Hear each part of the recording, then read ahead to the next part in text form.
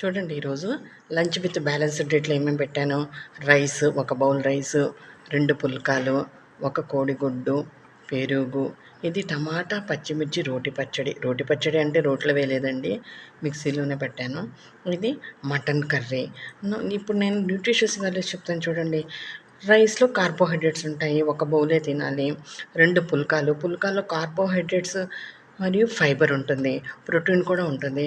కోడిగుడ్డులో protein, calcium, A vitamin B12 ఉంటుంది. B12 ఉండడం వలన ఇది నరాలకి చాలా మంచిది.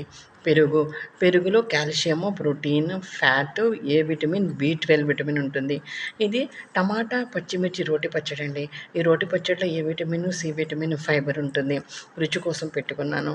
మటన్ కర్రీ, ఈ మటన్ కర్రీలో ప్రోటీన్ ఉంటుంది. ఇది ఓవరాల్ హెల్త్కి చాలా మంచిది. చూడండి, లంచ్ విత్ బ్యాలెన్స్డ్ డేట్లో ఏమైనా నేను న్యూట్రిషియస్ వాల్యూస్ మర్చిపోయాను అనుకోండి, కామెంట్ బాక్స్లో రాయండి. నా వీడియో కనుక నచ్చితే సబ్స్క్రైబ్ చేయండి, లైక్ చేయండి. Thank you very much.